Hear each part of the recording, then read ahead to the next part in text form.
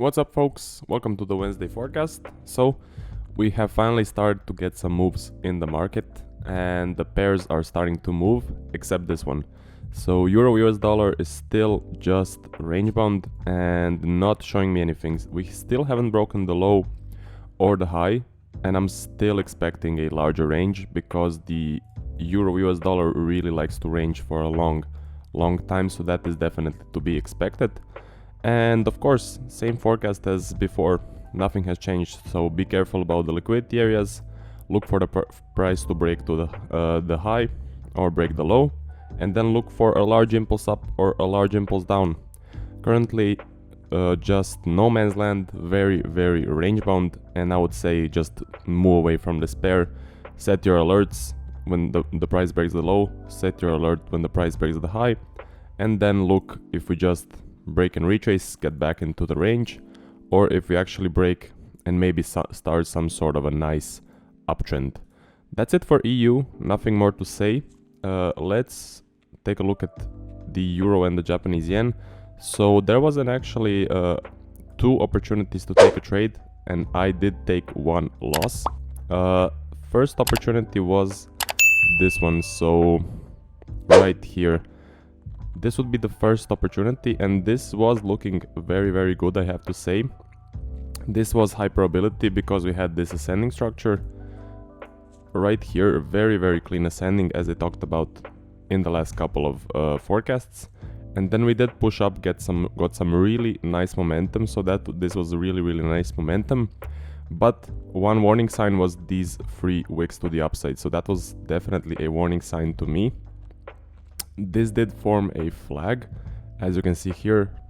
First part, pause, second part, and then we have the entry candle is the first bullish candle after the flag forms. But I wanted to see more of a range. That was the first reason I stayed out, and the second reason was because my stop loss was very small. You can see the stop loss was very small. So combining those two factors, I decided to stay out of this trade. Because of these 3 wicks mainly, they were the main concern for me. They signaled a larger range, and I just did not like how this pattern formed. It was a smaller flag, which is definitely a good sign. Smaller flags are a really good sign, but the overall look of it, something just did not click with me, and these wicks did not fit my plan. And the stop loss was tiny, so I decided to stay out of this trade. It would have been a small win, as I can see right here. Then we would break the high, I would reduce my risk to this level, and then I would get taken out for around, I think, 1%.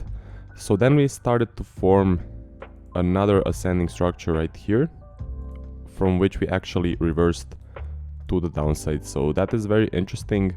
You can really see how the move ends.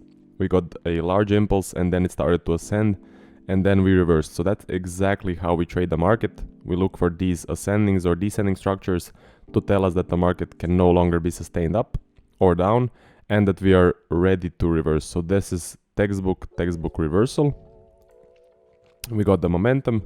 At this point, I did have an order on at this inside bar to go short, but I did not get tagged in. As you know, on the euro and the Japanese yen, I like these big pullbacks. They usually work out and tend to give us some really nice percentage. But this time I did not get tagged in. We got this nice push. And then what happened, we actually formed another flag to the short side. So this was the other flag to the short side, as you can see, and I did enter this one. The main reason I entered this one and did not enter this one was, first, this was just one large wick, and here I see 3 wicks. So this was much better for me personally, and the whole formation looked much cleaner. We had a 3 candle pullback, so a 3 candle flag, as you can see here, and just you can see wicks to the upside right here, wicks to the upside right here. It means that the price cannot be sustained to the upside. So I did like this flag, and I did enter on a short trade. One can argue that the volatility was still here, that my stop loss was really small, but I decided to take the risk. I decided to take this trade. So unfortunately, it did end up being a loss. It did break the low, and then it reversed and just took me out for a 1% loss. But that's okay, it's part of the game. It happens. Maybe this wick is signaling to me a larger range. Maybe it's something to backtest. But at that particular time, it did fit my plan. I did like how it was really small. So as you can see, it was a really small flag. So I decided to take the risk, and unfortunately this one was a loss, but that can happen. My win rate is around, I think, 40%, so I will have a lot of losses, and I definitely expect them. So that's the game, that's what happens. And then what happened, we broke the low, retraced, and we got a huge wick, and now I'm expecting a larger range. So this usually signals to us a larger range. Huge wick up, absolutely huge wick down. I'm just expecting to see something like this. And of course we need to be careful about the liquidity areas below and above. We need to see how the price reacts in those areas. Does it just break and retrace, or does it actually break, give us some nice conviction up? Then I would look to buy on a flag or a break and retest, whatever. Or I will look for a large impulse down, look to sell on a flag, maybe a break and retest, whatever sort of opportunity we get. Or I would look for an ascending structure, reversal down, look for a flag to go short, or a descending structure, look for that reversal to the upside, and a nice flag to go long, of course. And that is also a high probability setup, because when we descend into the liquidity area, it usually means that the market makers are taking out liquidity, stopping people out retracing, and just taking out liquidity, and then using that liquidity to reverse the market in the opposite direction. That's why it's a high probability setup. That's exactly what we look for. And when it's in a liquidity area, it's even more high probability.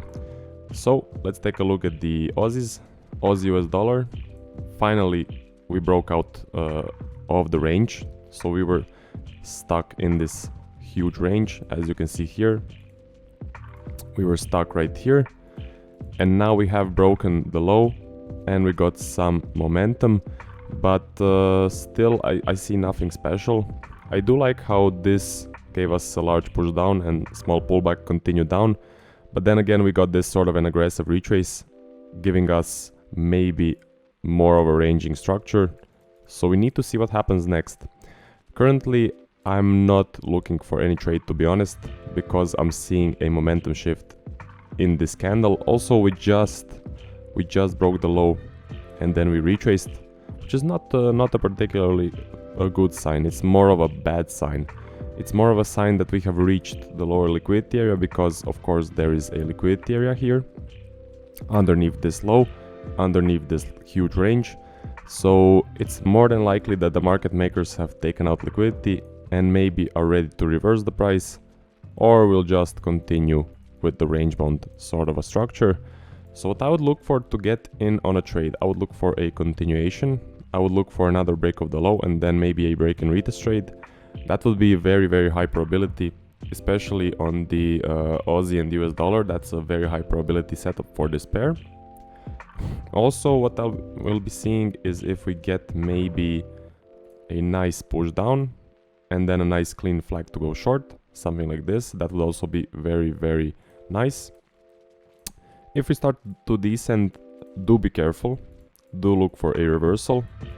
As we just talked about, a descending usually signals to us a reversal, so we do not want to sell when we have this sort of price action. Another possibility is we can get a V, volatility, range, push up, look to buy. That's a common pattern, very high probability. If it happens, do be prepared. Or we can get the large push up. I would maybe consider buying here, but then again we are kind of then still stuck in this larger range, so that is a warning sign. I would really need to see some clean price action at this point to look for a trade. Also, we can ascend to the upside like this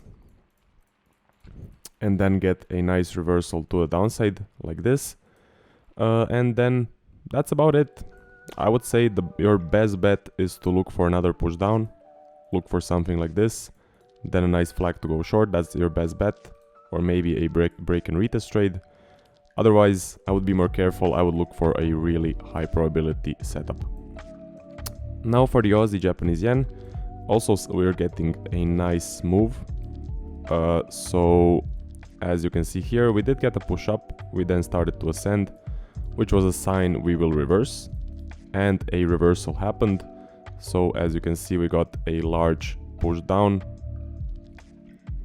and a flag did form here, but we did not get an entry candle. So let me actually replay this to explain it a bit better. A flag did form, as you can see. For me personally, I would not have taken this flag because of the double wicks. I wanted to see more of a range, but we did not get an entry candle. We need to see a bearish candle, and as you can see, this ended with a bullish candle. It's blue. We need to see a red candle to enter on a first bearish candle after the flag forms. So this was actually an invalid flag for me. But even if it was valid, I would stay out because of the double wicks. I wanted to see more of a range, especially on the Aussie and the Japanese yen. And then we pushed down. So right here pushed some more. And then what happened? We got an absolutely huge wick, a really huge wick. So that's a big warning sign. Also, we got double wicks if you look at it. And that's a big warning sign that the market is just going to be range bound. So currently I'm waiting for the break of the low, waiting for the break of the high. I'm actually expecting a larger range right here. To be honest, I'm expecting just a range. And do be careful about the liquidity areas. Of course, I'm not going to draw it for the 150th time, but you get my point. And I would look for another push down to get in on a trade. Maybe break and retest, because we are trending down. So I definitely classify this as trending down. We have one push pullback, another impulse. That's all I need for a nice established trend. So I'm definitely looking for another push down, then maybe a flag or a combo or a break and retest, whatever sort of a continuation pattern we get. I will be very interested. If we do start to descend, I would be careful, of course. I would look for a reversal to the upside like this. Or if we start to maybe get a V reversal, of course, look for a range, look for another push up, and then a trade to go long. Or if we do ascend like this, I would look for a reversal to a downside, something like this. And then again, reversals on the Aussie Japanese yen are not high probability, so do be careful taking them. We really need to see some clean price action with reversals on this pair.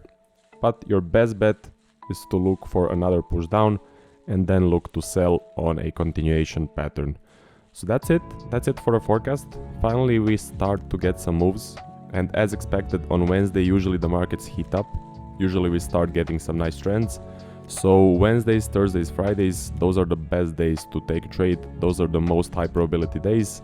This is expected, but then again, we are seeing some warning signs like huge wicks right here signaling a range. So do still be careful and do follow your plan. If we see wicks, they usually signal to us a range. But if you see clean price action, take it, because the market is currently trending. That's it for the forecast, and I will see you guys tomorrow.